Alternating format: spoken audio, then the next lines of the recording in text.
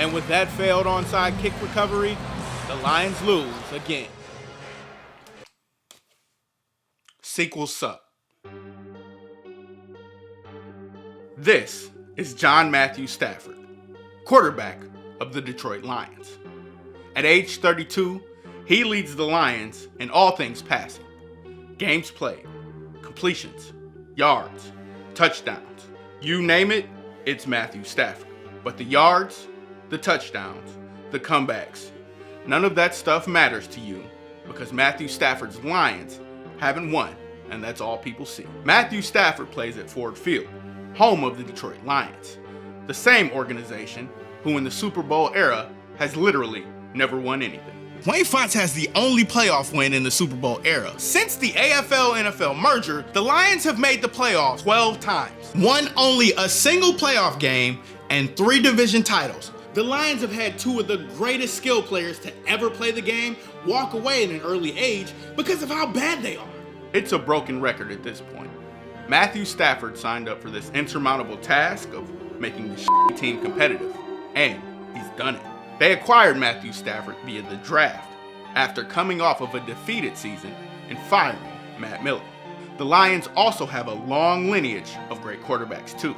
Tobin Rowe, Jim Nanowski, Earl Morrall, Milt Plum, George Izzo, Carl Sweet, Bill Munson, Greg Landry, Joe Reed, Gary Daniels, Jeff Comlow, Eric Hipple, John Witkowski, Joe Furtis, Chuck Long, Todd Hines, Rusty Hilger, Rodney Peete, Eric Kramer, Andre Ware, Scott Mitchell, Dave Craig, Don Mikowski, Charlie Batch, Frank Reich, Gus Farad, Stoney Case, Ty Detmer, Mike McMahon, Joey Harrington, Jeff Garcia, John Kitna, Dan Orlovsky, Dante Culpepper, Drew Stanton, Sean Hill, David Blau, Jeff Driscoll, Chase Daniel.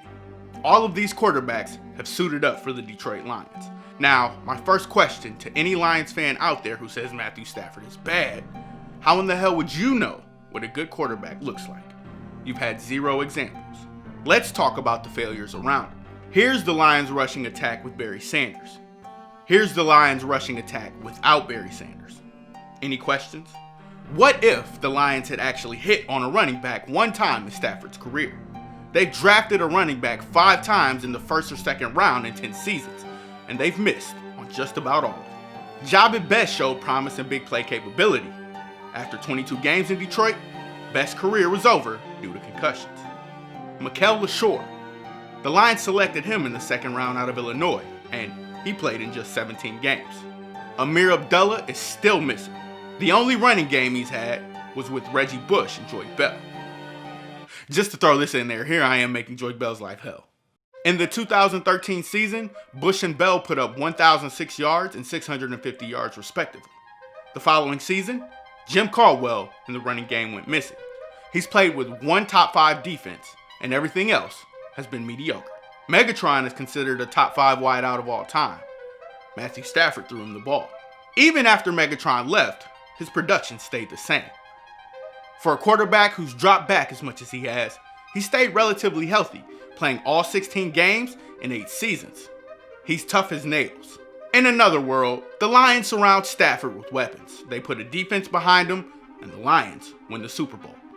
In the Twilight Zone, the Lions make Matthew Stafford the scapegoat for another Ford letdown. So when you say it's just not working, Stafford can't win, blah, blah, blah, you're right. And that's not because of Matthew Stafford. In a Week 8 game in 2017 against the Steelers, Stafford went 27-45 for 423 yards with 0 touchdowns and 0 interceptions. The Lions kicked 5 field goals that game. There was a play in the fourth quarter where Stafford put a ball perfectly in a hole to Golden Tate. Golden Tate caught the ball and fumbled it, untouched. It's the only metaphor for the Matthew Stafford-led Detroit Lions that I can think of that fits perfectly. Which begs the question, is this Stafford's last season in Detroit?